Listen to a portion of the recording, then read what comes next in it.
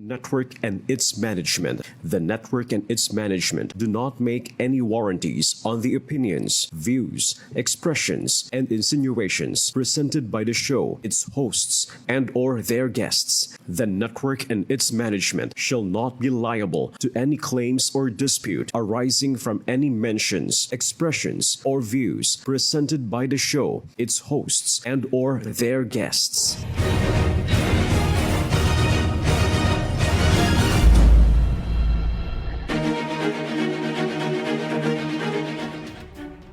Sa ilalim ng pamumuno ng ating ama ng pambansang pulisya, Police General Jose Melencio Corpus Nartates Jr., itinataguyod ang serbisyong mabilis, tapat at nararamdaman.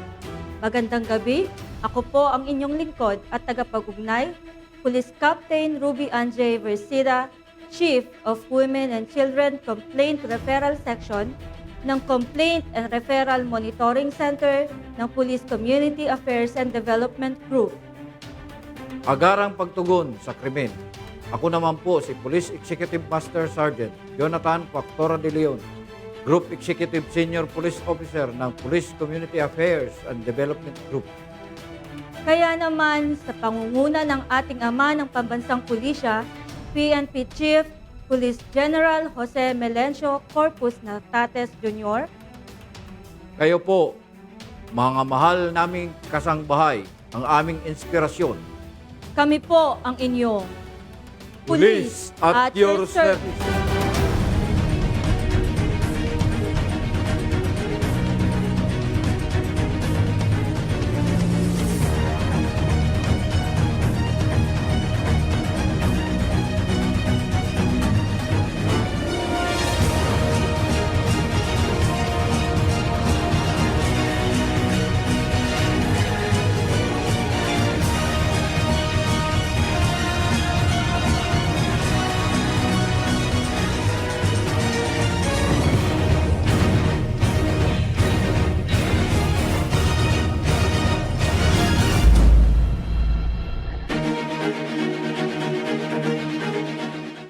Magandang gabi. Simulan na po natin ang ating trending na programa. Tampok ang kanilang mandato, tungkulin at pinakabagong accomplishment ng Philippine National Police Civil Security Group.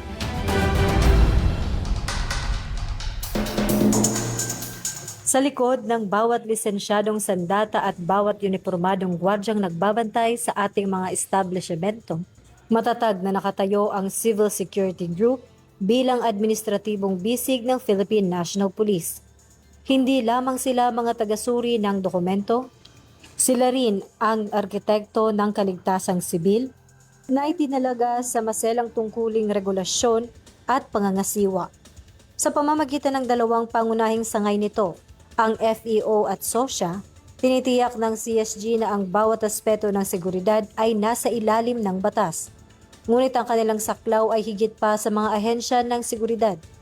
Sila ang nagsisilbing katuwang ng bawat sibilyang nagnanais maging responsableng mamamayan sa pamamagitan ng legal na pagrerehistro ng kanilang mga armas. Kaya ngayong gabi, mas alamin natin at kilalanin ang Civil Security Group. Okay, magandang gabi po sa lahat po ng mga nanonood, mga kababayan at tumatangkilik sa ating Police at Your Service. Magandang gabi po muli. Ako po ang inyong lingkod, Police Brigadier General Joyce Patrick Bulang Sangalang, ang Deputy Director po ng Civil Security Group. Bigyan lang po namin kayo ng konting mandato ng ating opisina. Ang mandato po ng Civil Security Group, actually dalawa po ang unit na naka-under sa Civil Security Group. Yan po ang Firearms Explosive Office namin at ang ating SOSYA. Kaya ang mandato natin ay bilang isang regulatory office, tayo po ang nagbibigay ng mga lisensya o mga license to operate at mga lisensya ng firearms and security professionals o yung mga security guards at yung mga license to operate ng mga private security training agency. Marami po ang mandato na nasa regulatory office under po ng CSG. At yan po ipagpapatupad ng, of course, ng Republic Act 10591 at ang Republic Act 11913, which covers the FEO and SOSYA. Sa mandato po ng Civil Security Group at ng FEO and SOSYA, meron po tayong kaugnayan sa ating mga local government units at sa ating mga stakeholders kung saan inilalapit po natin ang serbisyo. Unang-una, para po maiangat natin ang datos natin sa mga expired param. Kaya ang ating pong mga stakeholders at ang ating mga LGUs ay nagre-request po ng mga caravans na tinatawag natin kung saan ang ating pong mga personnel ay pumupunta dito sa mga specific areas as requested, kung anong bayan, anong probinsya o anong region, doon po natin ginaganap ang caravan. At ito po ay kasama natin dito ang health service dahil sila po nagpo-provide ng neuropsychiatric examination. Kasama rin po natin dito ang forensic group kung saan sila po nagkakandak ng drug testing dito po sa mga caravans nito. Ang caravan po ay isang serbisyo ng CSG-FPO kung saan kami po ang pumupunta sa kanila para po ma-process o ma-renew ang kanilang mga firearms licenses o ma-renew ang kanilang mga ELTO at hindi na po nila kailangan pumunta rito. At kasama po natin dyan ang mga local regional and provincial police offices kung saan doon po kumisan ginaganap ang mga caravan. At kalimitan sa mga government offices or venues po ginaganap para po may security yung caravan natin. Pero po ito ay intended sa lahat ng ating mga LGUs or government personnel na may expired firearms or ELTO, plus yung ating po mga kababayan na private licensee or gun holders that they can avail of this caravan para po mapalapit ang ating serbisyo sa ating mga kababayan. Lalong-lalo na po dun sa mga lugar na medyo malayo po sa ating mga regional civil security units kung saan pwede po silang mag-avail ng ating mga serbisyo. Ang CSG po ang nagpapatupad ng mga regulasyon. Ano po? So ito pong mga licenses na to ay tinatransact sa ating mga opisina ng FPO at SOSYA para mapanatili po natin na unang-una ang integridad at transparency ng mga transaksyon na ito. Minumungkahi po natin na itong digitalization na po o digitalized na itong mga transaksyon na ito. At hindi na po, less human contact na ginagawa natin as much as possible. Although yung mga ibang transaksyon po ay meron pa rin tayo na mga submissions na mga documents sa mga opisina na to. Sa integridad po ng ating personnel ng CSG, FPO at SOSYA, ako po ay makakasiguro na ang ating mga tauhan ay nagpapatupad ng tamang proseso na walang halong korupsyon. Hindi nagpapahuli ang CSG sa pagyakap sa teknolohiya. Sa pamamagitan ng digitalization, ang dating komplikadong proseso ay binigyang daan ang isang sistemang mas mabilis, tapat at walang bahid ng pag-aalinlangan. Sa gitna ng mga makabagong online platforms ng CSG, ang aplikasyon para sa mga lisensya at permit ay hindi napasanin, kundi isang ginhawa, isang inobasyong naglalayong ilapit ang serbisyo ng kapulisan sa bawat Pilipino. Ito ang makabagong mukha ng regulasyon. Mabilis na transaksyon, tapat na serbisyo, at serbisyong nararamdaman ng mamamayan. Sa pagpapatupad po ng proseso, sinisiguro po natin na may transparency. Dahil ang ating mga proseso hindi lang po sa isang transaksyon. Yan po dumadaan sa mga divisions ng mga FEO at SOSYA. Kapag ang ating pong mga kliyente o ang ating mga clientele ay nag-submit ng complete, valid, and authentic document, ay wala na pong dahilan ang ating opisina para po hindi mapabilis ang transaksyon. Sinisiguro po namin na lahat ng transaksyon natin ay tama, mabilis, at naaayon sa pinatutupad ng ating regulasyon. Hindi nagtatapos sa pag-aproba ng papel ang tungkulin ng Civil Security Group. Mula sa mga security agencies hanggang sa bawat permit to carry firearms, nananatiling mahigpit ang kanilang regulatory functions. Sa pamamagitan ng post-to-post inspection, tinitiyak ng CSG na ang bawat requirement ay sinusunod at ang bawat panuntunan ay naipapatupad sa aktwal na operasyon. Sa ilalim ng sistemang ito, ang bawat lisensya ay may kalakip na pananagutan. Garantiya na ang seguridad ng publiko ay hindi nakasalalay sa dokumento lamang, kundi sa tunay na disiplina at tapat na pagtalima sa batas. Ang CSG po, binigyan namin ng acronym. Ang acronym po ng CSG actually is client satisfaction guarantee. So ito po, alam po lahat ng ating mga personnel o lahat ng mga tao, lalo na sa ating mga frontline services, na ang intention po natin ay dumating ang ating kliyente na nakangiti at pagkatapos ng transaction ay umalis din po ng nakangiti sa ating mga opisina. Napakasimple lang po ng ating mandato sa ating mga tauhan. Sabi ko nga, you must know your job, you do it well, you come on time, and then you just leave on time. Tapos na. So makikita po natin na ang ating mga personnel dito maagang dumarating. At sa pakikitungo po sa ating mga stakeholders, kuminsan hindi po natin naiiwasan, iba-iba ang taong sineserbisyohan natin at iba-iba rin ang attitude o behavior pag ginaharap natin sila sa ating mga frontline services. Pero unang-una po ay maximum tolerance. At the same time, kailangan po nating ma-explain sa kanila kung ano po talaga ang mandato, ang requirements at ang regulation para po mapabilis ang kanilang transaksyon. Kaya hindi po namin nagiging problema ito dahil ito pong ating mga tauhan ay well-trained dito. At the same time, alam nila kung paano makitungo sa ating mga kliyente. And we always have this values enrichment seminar. Palagi po natin ginagawa dito yan para mapanatili po ang kakayahan ng ating mga tauhan sa pakikitungo sa ating mga kliyente. And sa amin po palagi is you must be always God-centered. And kung minsan na meron pong sitwasyon na nagrereklamo sila dahil hindi nila lubos na naintindihan ang proseso o tamang proseso. Yung iba naman po ay nagmamadali. Akala nila pagka pumunta ka rito ay ngayon lang ay makukuha mo kaagad. Sabi ko nga po, kung magsasubmit ka ng complete, valid, or authentic document, walang po ang ating opisina para tumagalang yung transaction. Pero ito po ay may proseso. Lisensya ng gwardiya, lisensya ng firearms, dumadaan po yan sa masusing evaluation muna bago po ma-approve ng ating mga chief ng SOSYA at FEO o ng director ng CSG. In-explain po yan or pinapaliwanag sa ating mga kliyente na itong mga transaksyon na ito ay may kaukulang proseso.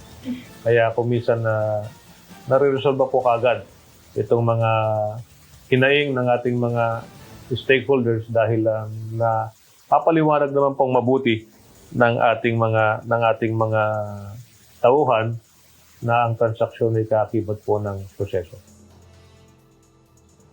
Siguro po para mapanatili natin at mapabuti pa yung tinatawag nating client satisfaction guaranteed, which is the acronym for CSG. Meron po tayong mga ways forward o mga konkretong proyekto na gustong gawin ng ating director na si Police Brigadier General Rosie Alvarado para mas mapagaan pa ang mga proseso po ng ating mga frontline services na ino-offer natin sa ating mga kababayan. Ang nakikita po natin dito, hindi lahat ng ating mga aplikante ay computer knowledgeable, tinatawag nila pagdating sa ating mga frontline services. Nakikita po natin kung minsan hindi marunong mag-upload ang ating mga aplikante. So nagtatalaga po tayo ng mga personnel o mga ITs na tumutulong dyan na tinatawag po, gusto po maglagay ng kiosk na tinatawag ang FPO at saka SOSYA, kung saan pagka-apply mo, maliban po dun sa ating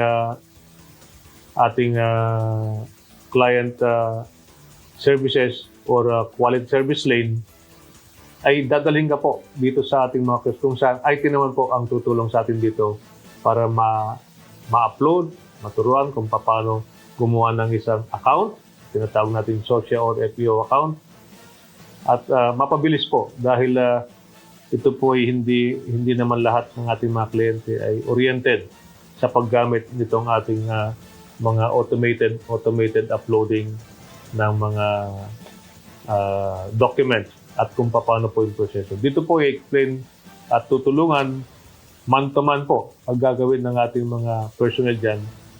Pagdating ng ating kliyente, tutulungan po ng diretso hanggang sa makarating po siya dun sa payment at saka printing ng kanyang license o ng kanyang ID. And hindi lang po ito sa mga LTOC, hindi lang po sa mga security guards licenses. Ito po ay pangkabuuan, ano? At ilalatag po namin ito hanggang sa baba sa ating mga regional civil security units. Dahil yung ibang mga aplikante po ay pumupunta po dito sa civil security units natin. Yung iba naman po dito sa ating one-stop shop. Kaya tinatawag nilang one-stop shop. In short, ang instruction po ng ating butihing director ay lahat po ng frontline services ay mapanatiling mabilis, transparent at ma-integridad ang serbisyo publiko na binibigay ng ating mga personnel sa CSD. Ngayon, ating pakinggan ang mga mensaheng punong-puno ng inspirasyon at mahalagang paalala. Isang patnubay para sa mas ligtas na komunidad. Na po sa ating mga kababayan, unang-una lang po kabilin-bilinan po ng ating pamunuan na wag po kayong makipag-transact sa mga fixer. Dahil sa atin po, wala na pong fixer. Hindi na po uso yan. Mahihirapan na kayo, mapapataas pa yung sinisingil kung minsan, at kung minsan ay fake o fake pa yung binibigay po na lisensya ng ating mga fixer.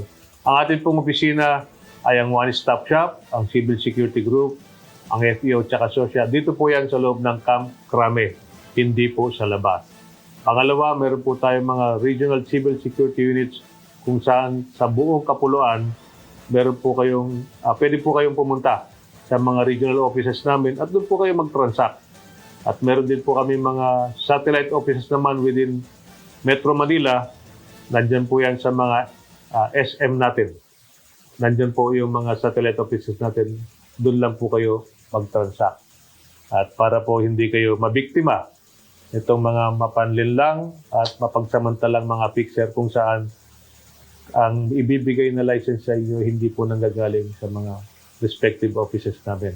Ang mga printer po namin ay nasa loob ng mga opisina namin, wala po sa labas. Ang CSD po ay taos puso ng magpapasalamat din po sa ating Chief ng Philippine National Police, Police General Jose Melecho Corpus Nartates Jr. Sir, sa inyo pong suporta at sa lahat ng polisiya na aming pinatutupad ay naayon sa polisiya ng bagong PNP at para sa bagong Pilipinas, serbisyong mabilis, tapat at nararamdaman. Muli, ako po si Police Brigadier General Joyce Patrick Bulaon Sagalang, ang Deputy Director po ng Civil Security Group. Nagpapasalamat kami sa PICAG kay Police Brigadier General Vina Guzman sa pagbibigay ng pagkakataon na maibigay namin at maibahagi sa ating kababayan ang mandato. At sa atin pong Chief Philippine National Police, Police General Jose Melecho Corpus Nartates Jr., sa lahat po ng suporta na binibigay sa ating civil security group. At ito po ang bagong PNP para sa bagong Pilipinas, serbisyong mabilis, tapat at nararamdaman. Yan po ang serbisyong mabilis, tapat at nararamdaman ng PNP CSG. Tutok lamang kayo mga kasangbahay at magbabalik ang pulis at your service.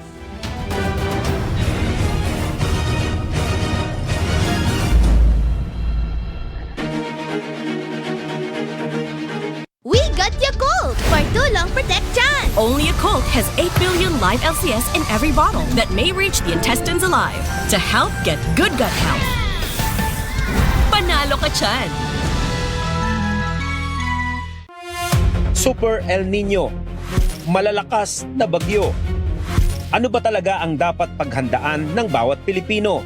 Hindi lang yung dry spell or yung drought, kundi magkakaroon tayo ng maraming tubig muna bago tayo makaranas ng kakulangan sa tubig ulan. Alamin ang tunay na epekto ng Extreme El Nino at bakit mas delikado ang maling impormasyon tungkol dito.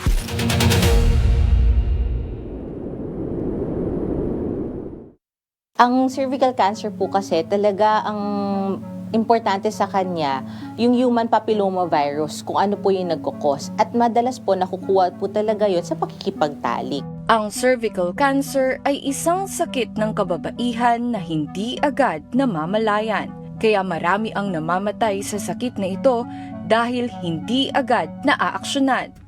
Alamin kung paano ito maaagapan. manood ng Doctors on TV ngayong linggo alas 9 ng umaga. Dito lang sa UNTV.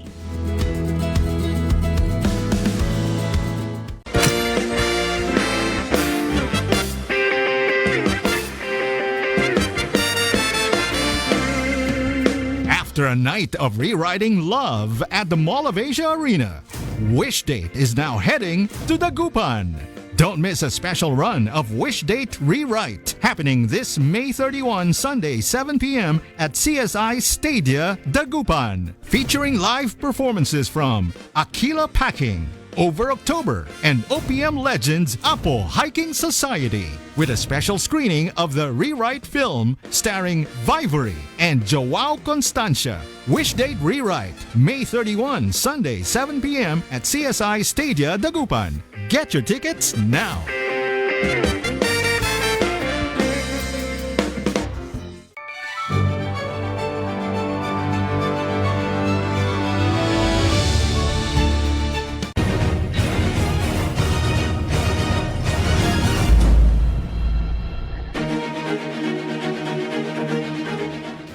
Nagbabalik po ang mga programa ng Bagong PNP para sa Bagong Pilipinas muli sa inyong Police at your service. Dumako naman po tayo sa programa at pulisiya ng PNP Supervisory Office for Security and Investigation Agencies o SOSYA. Sa pagpapatuloy ng espesyal na pagbabahagi ng programa at mga aktibidad ng tanggapan ng pambansang pulisya, partikular mula sa unit ng Civil Security Group, sinadyang puntahan ng Police at Your Service Team ang isa sa mga opisina na nangangasiwa, nagbibigay ng pahintulot at higit sa lahat ang nag-aaproba sa mga pangunahing dokumento at lisensya ng bawat aplikanteng gwardya. Gayun din, ito rin ang nagbibigay ng kaukulang lisensya sa mga personalidad na may hangarin na magpatakbo ng negosyo na may kaugnayan sa security agency. Ating alamin ang mga prosesong nararapat pagdaanan ng bawat aplikante. Magandang araw po mga kapulis at your service. Ako po si Police Colonel Dennis Villanueva Rodriguez, ang Chief ng Security Licensing Division ng SOSYA or Supervisory Office for Security and Investigation Agency. Ngayon po ay nandito tayo sa One Stop Shop Building at samahan niyo po ako upang maipaalam sa inyo kung paano po ang proseso ng pagkuha ng lisensya ng isang gwardya. Ito po, ang pagbibigay po ng lisensya sa ating mga gwardya ang isa po sa mga serbisyong ibinibigay ng inyong SOSYA.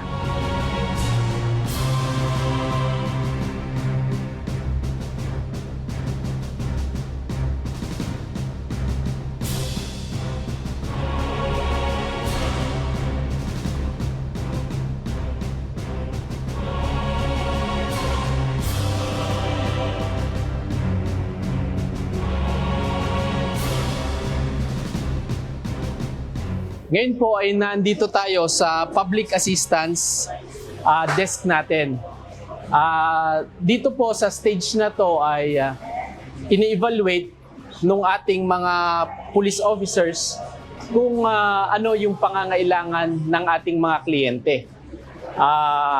Karamihan po na pumupunta rito ay nagpapa-assist po sila tungkol sa kanilang online LESP account or yung License to Exercise Security Profession. Lagi po natin silang pinapaalalahanan na hanggat maaari, bago sila pumunta rito, ay meron na po silang online LESP account. Pero sa mga kababayan po natin na talagang hindi po techie or walang cellphone o nagkakaproblema sa kanilang mga online account, dito po natin sa desk na ito sila tinutulungan. Nang sa ganon ay yun po ang start ng ating pagpoproseso ng kanilang mga lisensya.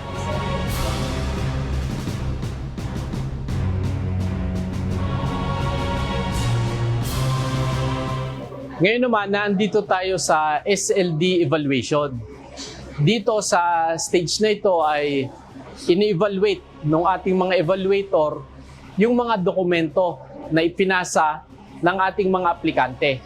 Tinitingnan ng ating mga evaluator kung valid, authentic at complete yung kanilang mga isinabit na dokumento. So sa makatuwid, tinitingnan ng ating evaluator kung wasto, tama at kumpleto ang mga dokumento na kanilang in-upload sa kanilang online LESPI account. Dito naman sa stage na to yung STMD evaluation. Dito bine-verify ng ating mga evaluator kung tama ang isinabmit nila na mga training certificates. Kung saan sila nag-training at kung tama ba yung mga dokumento na kanilang isinabmit. Maliban diyan, ipinaliwanag din ni Police Colonel Rodriguez ilan pang hakbangin na dapat iproseso at pagdaanan ng mga aplikante bago pa man sila pagkalooban ng kaukulang lisensya. Pagkatapos natin na-evaluate yung mga dokumento at nakita natin na tunay, wasto at kumpleto, dito naman sila pipila sa OP printing. So ipiprint na yung mga kaukulang dokumento nila nang sa ganon ay magbabayad nila sila sa land bank. So kung makikita nyo po, nagbabayad na po yung ating mga kliyente at pagkatapos po nilang mabayaran yung mga kaukulang halaga ay bibigyan po sila ng SBR or yung special bank receipt na katunayan na sila po ay bayad na. So nandito na po tayo sa capturing, ibibigay lamang po nila yung kanilang special bank receipt, katunayan na sila ay nakapagbayad na ng mga kaukulang bayad para ngayon ay sila ay kukuhanan na ng pictures at biometrics. Dagdag pa rito, tinitiyak ng SOSYA na ang bawat detalye ay walang pagkakamali sa pagkakakilanlan at impormasyon ng kliyente. Narito ang uling prosesong pagdadaanan ng ating mga aplikante. Makatapos pong makuha ang kanilang litrato, ito na po yung pinakahuling proseso, ang ID card printing, kung saan ipiprint na po yung kanilang mga lisensya. Sinisigurado po namin, pinapacheck po namin sa mga kliyente kung tama ang mga detalye na naandoon sa kanilang card. At kung mali naman po, ay tinutulungan din po namin sila upang maiwasto yung mga detalye na naandoon sa kanilang lisensya. Dumating po kami dito, nagpapasok po sila ng mga 7. Tapos yung naging proseso po is mabilis. Tinulungan po kami ng mga pulis. May assistance po sila kung ano po yung gagawin, ano po yung pagkakasunod-sunod. Together po sa pag-process ng online at saka yung sa mga papel po. Tapos na po ako, nakuha ko na po yung license ko. Kaya sobrang bilis po, napakabilis po ng proseso nila. Kaya napapasalamat po sa PNP na pinabilis nila yung serbisyo nila sa pagpapaayos ng lisensya po. Ngayon naman, bilang parte ng ikalawang bahagi ng pagsasalaysay at talakayan ng mandato, programa at aktibidad ng tanggapan ng pambansang pulisya, partikular mula sa unit ng Civil Security Group, sinadyang puntahan ng pulis at your service team ang isa sa mga tanggapan na sakop ng PNP Civil Security Group na nangangasiwa sa mga pangunahing dokumento at lisensya ng aplikanteng gwardiya. Gayon din sa pagbibigay ng kaukulang lisensya sa mga nagnanais magpatakbo ng negosyo na may kaugnayan sa security agency. Ang Supervisory Office for Security and Investigation Agencies. Dito aming nakapanayam ang isa sa mga opisyales ng SOSYA. Isang magandang gabi po sa ating lahat sa nanonood ng Police at Service. Ako po si Police Colonel Rodrigo El Bato Jr., ang Assistant Chief ng SOSYA. Ang mandato po ng SOSYA ay ang una na magbigay ng lisensya para sa piling gwardiya, magturo at mag-regulate ng ating mga policy regarding sa mga gwardiya po. At ang deploy ng mga gwardiya ay isa rin po natin creating upang mapabilis yung trabaho ng mga gwardiya. Bibigay po ng lisensya sa kanila, yun po ang binibigyan ng prioridad ng ating bagong Chief SOSYA, ang digitalization ng bibigay ng gwardiya, yung online processing nila sa lisensya, sa LTO, yung tinatawag, license to operate, to purchase of firearms, Lahat po yan ay ginagawa namin digitalization para mapabilis po ang ating pag-proseso ng mga kanilang mga application. At isa pa rin po yung ating neuropsychiatric test na kaugnay na rin na kasama na rin po ang health service. Nakipag-usap na rin po kami sa health service upang mapabilis po yung pag-validate ng neuropsychiatric result ng mga nag-a-apply nating gwardiya. Dagdag pa rito ang paglilinaw niya sa kung ano ang kanilang mga naging batayan para sa bawat empleyado ng pulisya na tumutugon sa direktiba ng hepe ng Pambansang Pulisya ng Pilipinas sa usapin ng profesionalismo. Sa pagmamagitan po ng pagtatanggi ng mga uri ng pabor, lagay, o special treatment, lahat ng transaksyon ay dapat dumaan sa tamang proseso, documented at transparent. Mahalaga rin ang regular reminder sa personnel tungkol sa accountability and ethical standard na ginagawa namin dito sa post. Maliban dyan, malugod din inisa-isa ni Police Colonel Bauto Jr. ang mga sistemang pinaiiral at sinusunod ng opisina ng SOSYA, lalo na sa mga empleyado ng pulisya na nagbibigay ng serbisyong mabilis para sa mga kliyente nila. Nire-remind po natin ang ating tao sa pagpatupad ng zero tolerance policy laban sa korupsyon dito sa amin sa SOSYA. Mahalaga ang background investigation upang matiyak na ang mapasang security profession ay qualified, trustworthy, at walang history ng maaaring mangimbanta sa publiko. Isa itong preventive measure upang mapanatili ang kalidad ng security service sa bansa. Tinitiyak po natin na ang mga pumapasok na security guard o yung mga binibigyan nating lisensya para maging security guard ay mapagkakatiwalaan, makatutulong sa pamayanan, makatahimikan ng ating bayan upang makatulong din sa partikular dun sa ating police force para sa kapayapaan ng ating komunidad. At para naman sa mga tinatawag na bogus na training center ng mga gwardya, narito ang paliwanag at inisyatibong hakbang na isinasagawa ng pulisya ukol rito. Binigyan po natin ng diin sa Security Training Management Division na conduct sila ng inspection tungkol dito sa mga training center na ito, nagkakandak ng pag-aaral upang masigurado natin na walang kolorum at check natin na tama yung kanilang ginagawa sa proseso ng training at maiwasan natin yung fly-by-night na mga security training agencies. Meron kaming nare-receive minsan na fly-by-night, sabi niya.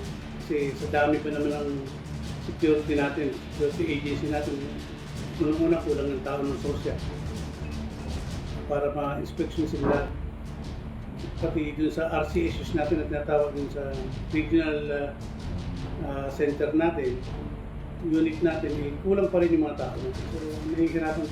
Ang isang ginagawa namin dyan ay ang pag-ugnayan sa mga security training agencies, sa private security agencies para mapag-usapan kung anong problema nung nababalita natin ng fly-by-night para ma-check natin kung meron ng fly-by-night. Sabi ko nga kanina, itinalaga natin yung STM din natin or yung Security Training Management Division natin sa mag-conduct ng inspection dun sa mga training agencies. Samantala, ukol naman sa mga establishmento o training center na nagkakaroon ng suliranin sa kahandaan sa pagresponde sa tawag ng tungkulin ng kanilang mga gwardya. Ito naman ang serbisyong mabilis na inilalaan ng pulisya. Nagkakaroon po kami ng ugnayan o rin natawag dialogue with this establishment. At nagbibigay kami ng seminar, nagbibigay din kami ng security advisory para dun sa mga business establishment para hindi po masayang yung mga nilalagay nating gwardiya doon. Upang maging handa po yung ating mga security sectors with regards to bomb threats, active shooter, incident, or disaster, magkakandak po tayo ng pag-aaral or binabago po namin yung POI na sinasama namin na tinuturo sa kanila kung ano bang dapat gawin o ano ba ang unang responde ng mga security guards na naka-deploy pagka nagkaroon ng bomb threats, active shooter incident or disaster response. Sinasanay po natin sila Parang sa pulis lang, meron tayong tinatawag na enhancement training, priority training, specialization training. Yung sinasama na po natin sa POI natin, yung program of instruction para kung masama sa subject yung tinuturo sa kanila. At bilang panghuli, ito ang iniwang panawagan at mensahe ni Police Colonel Rodrigo Bauto Jr. sa publiko para sa ngalan ng serbisyong tapat. Sa lahat po ng mga nanonood, binibigay po namin na huwag po kayong magtubiling magsumbong sa amin kung may mga gwardiya o security guard na maabuso. Ay, yan po ay ina-action na namin.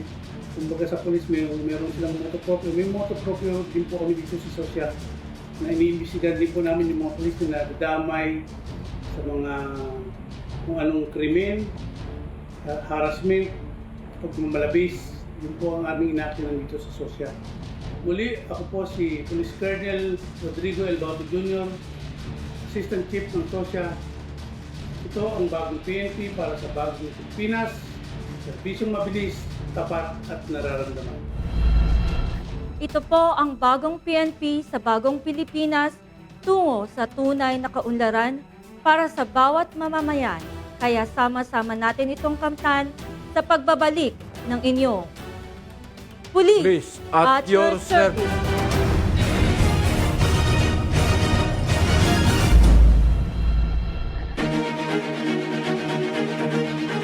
We got Yakult for Tulong Protection! Only Yakult has 8 billion live LCS in every bottle that may reach the intestines alive to help get good gut health. Panalo ka dyan! Mga kamanibela, nandito na sa Pilipinas ang all-new full electric SUV na inaabangan ng lahat, ang BYD Sea Lion 7.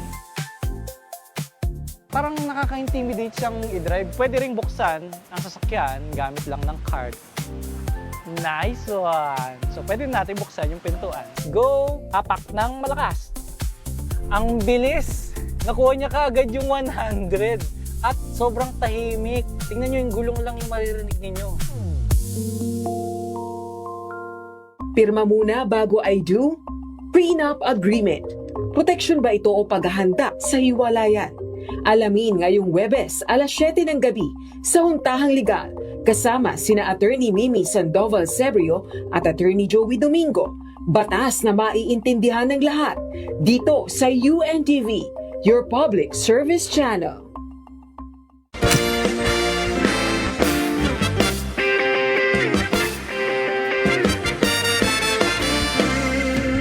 After a night of rewriting love at the Mall of Asia Arena, Wish Date is now heading to Dagupan.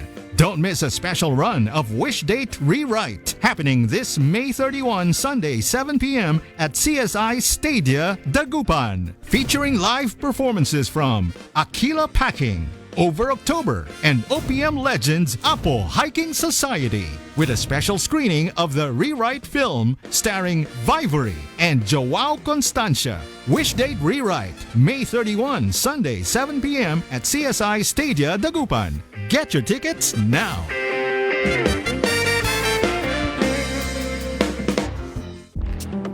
Iba na ang mundo ngayon. Ang pag-scam, online na rin.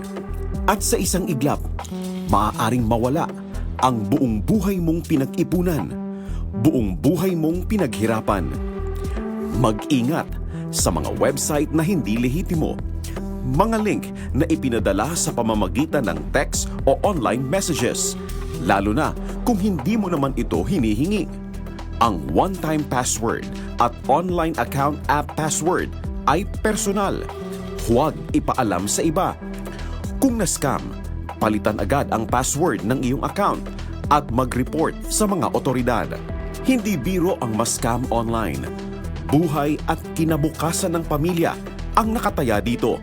Kaya todo ingat, mga kasangbahay.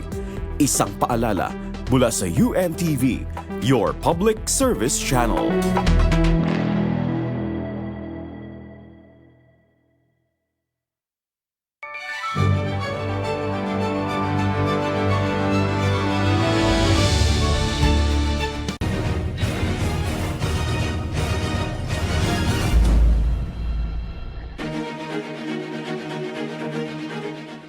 Nagbabalik po ang bagong PNP sa pamumuno ng ating Chief PNP Police General Jose Melencio Nartates Jr.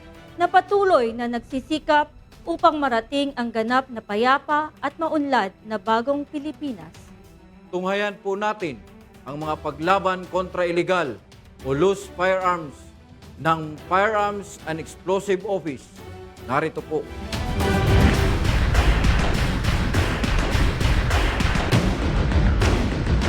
Hindi lamang bakal at pulbura ang kanilang binabantayan, kundi ang mismong kaayusan ng ating lipunan.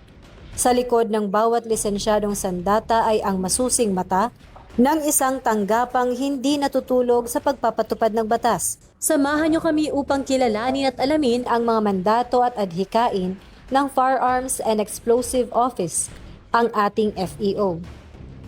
Magandang gabi sa ating mga tagapanood ng ating Police at Your Service. Ako nga pala si Police Lieutenant Colonel Raymond R. Lumapay, the Assistant Chief EMD ng EPO. The EPO is mandated on the control, supervision on the firearms and explosive. And yung opisina po namin EPO ay may 3 division.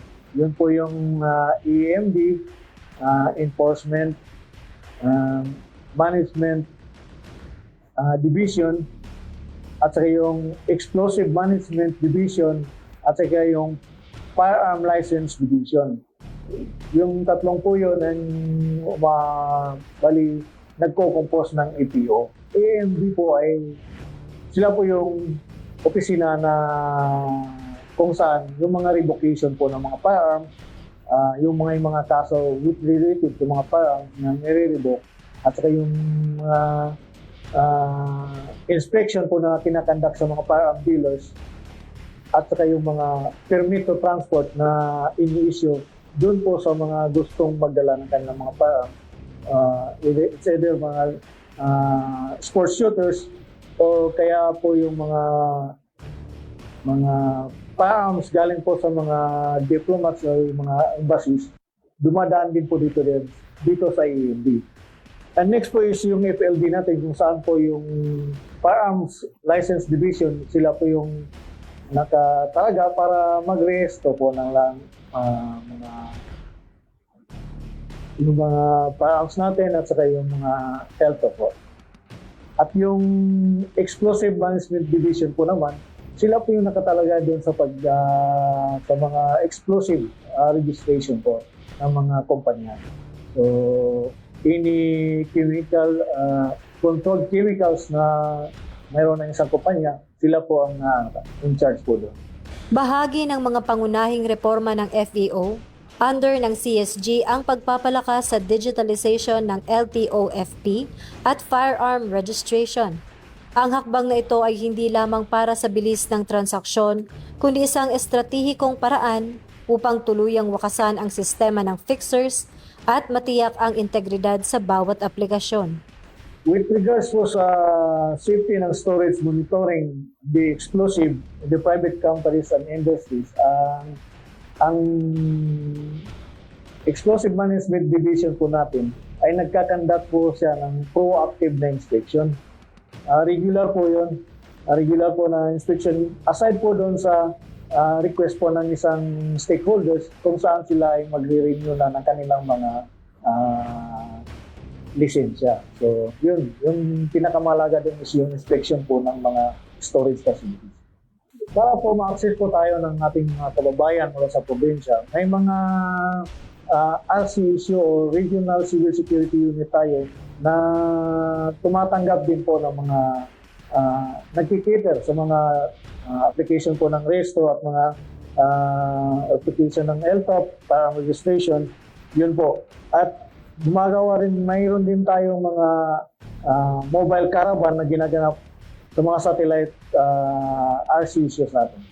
Upang matiyak ang kaligtasan ng publiko, nagpapatupad ang CSG ng isang matibay na mekanismo ng pagsusuri. Hindi sapat ang pagnanais lamang na magkaroon ng lisensya.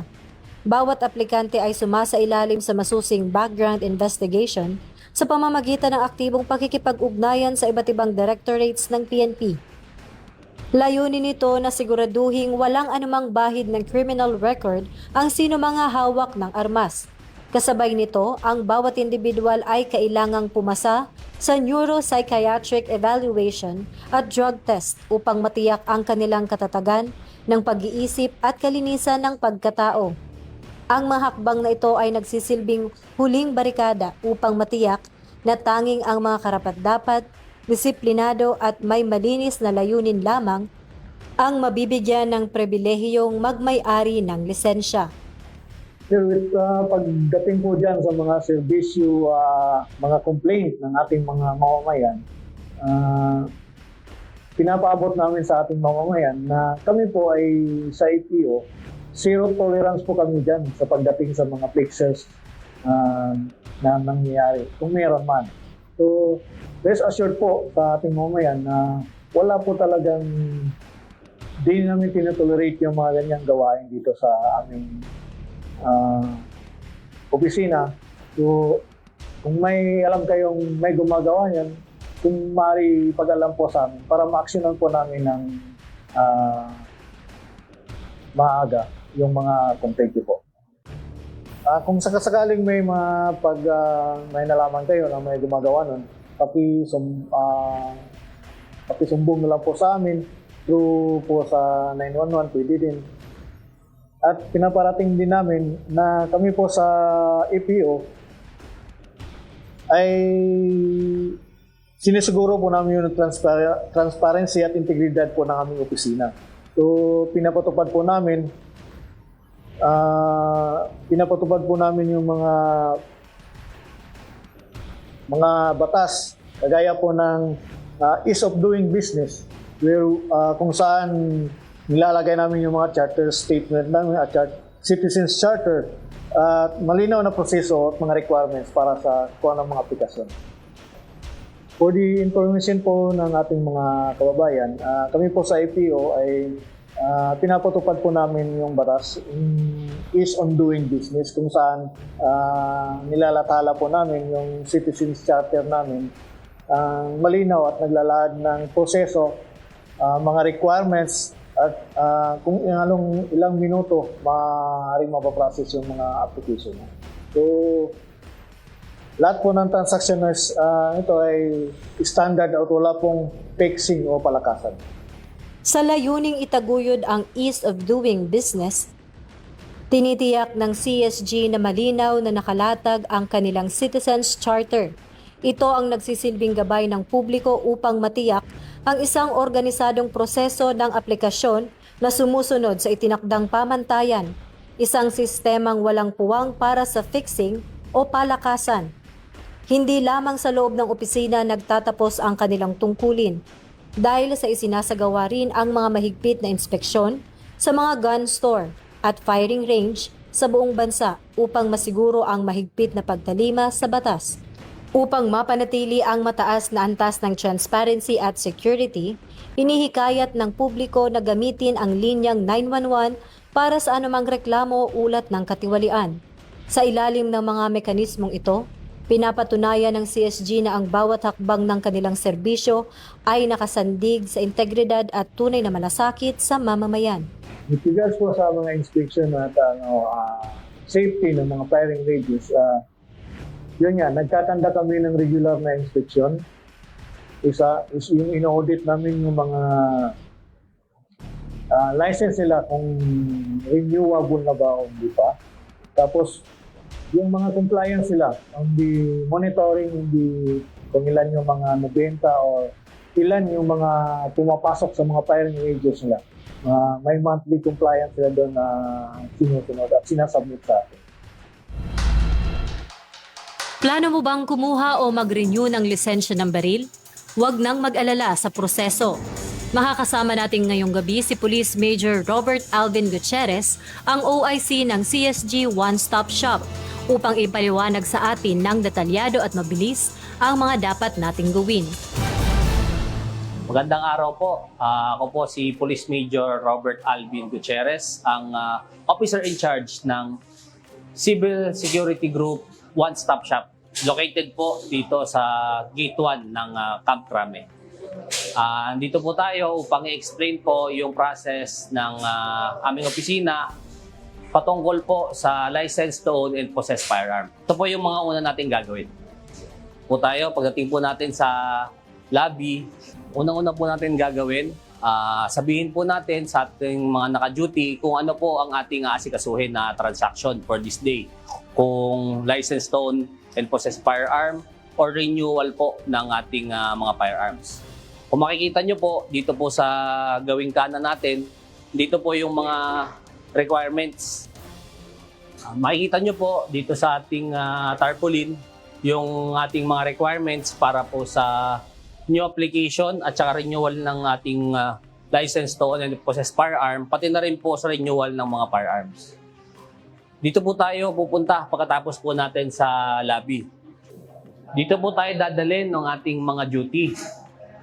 Sa online assistance po ng ating mga regular customers and or clients, or dito po sa government and retired military personnel. Dalawa po kasi yan para magkaibang linya at para mas makita din po yung mga ating men in uniform and government service.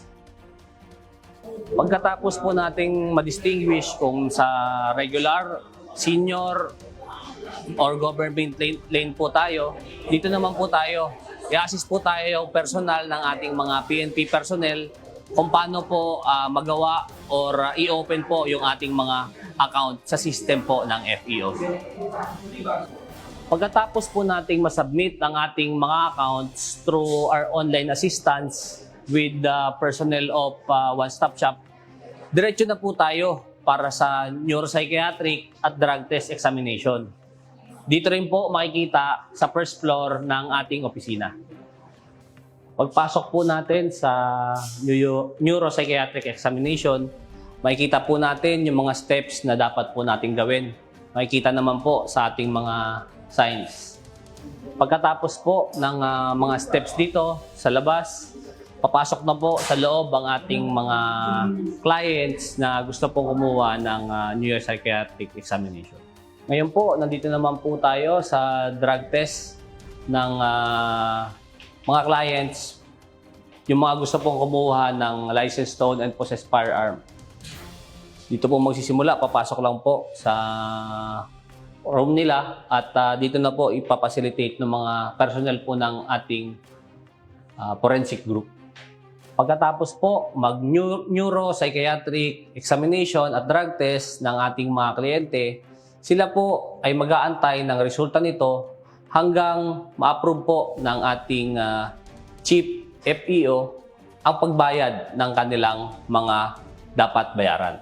Pagkatapos po ma-approve ng request ng ating mga kliyente, ito po ang kanilang mga dapat bayaran. Makikita nyo po, meron pong pang-private individual, meron pong mga pang-gobyerno, at meron pong pang-senior citizen.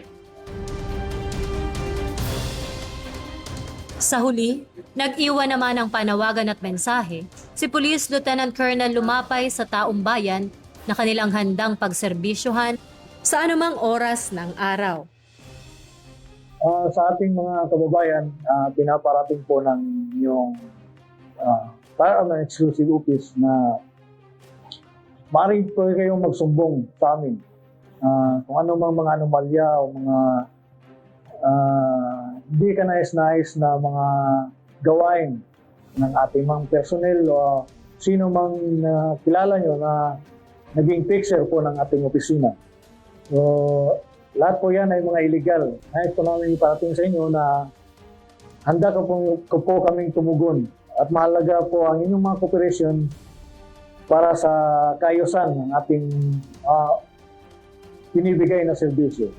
Kung maaari po ay mag-text o tumawag sa ating hotline number ng opisina ng EMB 0977-666-8942. Yun po ang ating hotline dito po sa opisina ng EMB. Muli, ako po si Police Lieutenant Colonel Raymond Lumapay, Assistant Chief EMB ng EPO. Ito ang bagong PNP para sa bagong Pilipinas. Serbisyong mabilis, tapat at nararamdaman. Mula sa serbisyong mabilis, tapat at nararamdaman ng ating PNP Civil Security Group. Mga mahal naming mga kasangbahay, marami pong salamat sa patuloy na pagtitiwala at suporta ng inyong pambansang pulisya. Sa paggabay ng ating Pangulong Bongbong Marcos Jr. tungo sa ligtas at maunlad na bagong Pilipinas para sa bawat Pilipino at sa pamumuno ng ating Chief PNP, Police General Jose Melencio Corpus Nartates Jr., kami po ang inyong bagong PNP para sa bagong Pilipinas, serbisyong mabilis, tapat at nararamdaman. Ako po ang inyong lingkod at tagapag-ugnay, Police Captain Ruby Ann J. Versida, Chief of Women and Children Complaint Referral Section ng CRMC PICAG. Ako naman po si Police Executive Master Sergeant Jonathan Factora de Leon, Group Executive Senior Police Officer ng PICAG. Patuloy po nating suportahan ang inyong PNP at ang ating pamahalaan tungo sa ganap na kaayusan at kaunlaran ng ating inang bayan.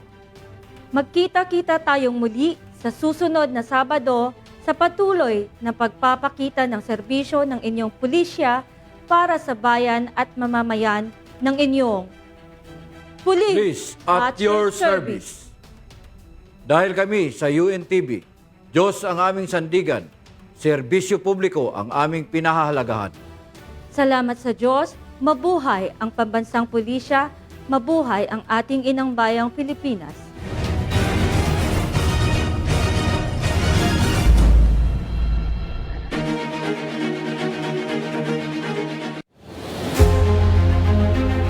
Ang mga members po